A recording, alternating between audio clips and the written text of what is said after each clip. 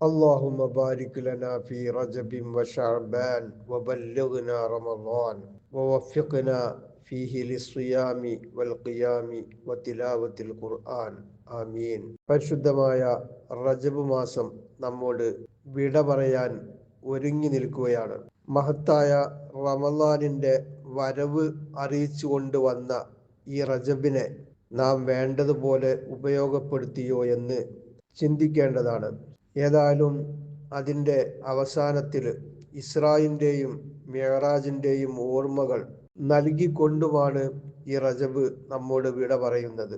Gulf രാജ്യങ്ങളിൽ ഇന്ന് രാത്രി ഇസ്രാ മിഅ്റാജിൻ്റെ രാത്രിയും നാളെ വെള്ളിയാഴ്ച അതുമായി ബന്ധപ്പെട്ട നോമ്പും അനുഷ്ഠിക്കേണ്ട ദിവസമാണ്. ബിസ്മില്ലാഹി വൽഹംദുലില്ലാഹി വലാ ഇലാഹ ഇല്ലല്ലാഹു വല്ലാഹു അക്ബർ എന്ന ദിക്ർ ഇസ്രായിൻ്റെയും മിഅ്റാജിൻ്റെയും രാത്രിയിലും പകലിലും അധികമാക്കിയാൽ നമ്മിൽ നിന്ന് വന്നുപോയ പാപങ്ങൾ പൊറുക്കുവാനും അതുപോലെ തന്നെ നമുക്ക് പ്രവേശനം ലഭിക്കുവാനൊക്കെ അത് വലിയ കാരണമായി തീരുമെന്ന് കിതാബുകളിൽ കാണാം.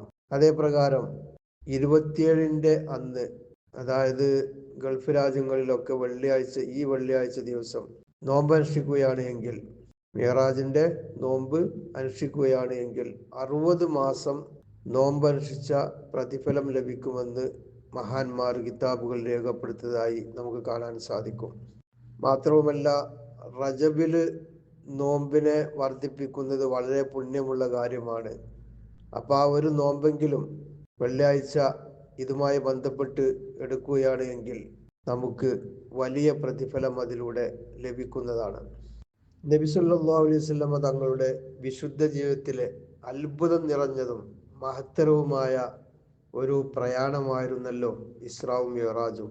നബി സല്ലല്ലാഹു അലൈഹി വസല്ലമയുടെ വിശിഷ്ടതയും അസാധാരണത്വവും മനുഷ്യലോകത്തെ ബോധ്യപ്പെടുത്തുന്നതിനും അതുപോലെ അദൃശ്യ ലോകങ്ങളുടെ സ്ഥിരീകരണം നബി സല്ലല്ലാഹു അലൈഹി വസല്ലമയിലൂടെ വ്യക്തമാക്കുന്നതിനും മറ്റും ഉദ്ദേശിച്ചുകൊണ്ട് അല്ലാഹു സുബ്ഹാനഹു വ തആല ഒരുക്കിയ ഈ നിശാപ്രയാണം പ്രവാചക സ്നേഹികളായ വിശ്വാസികൾക്ക് ഒട്ടേറെ സന്ദേശങ്ങൾ നൽകുന്നു, സന്തോഷങ്ങളും നൽകുകയാണ്. പ്രസ്തുത അനുഗ്രഹത്തിന് നന്ദി പ്രകടിപ്പിക്കാൻ നമ്മൾ ബാധ്യസ്ഥരാണ്. പുണ്യകർമ്മങ്ങൾ ചെയ്ത് ഈ ദിനത്തെ ധന്യമാക്കുകയും തെറ്റുകൾ വെടിഞ്ഞ് ശുദ്ധമാക്കുകയുമാണ് നന്ദി പ്രകാശനത്തിൻ്റെ കാതൽ.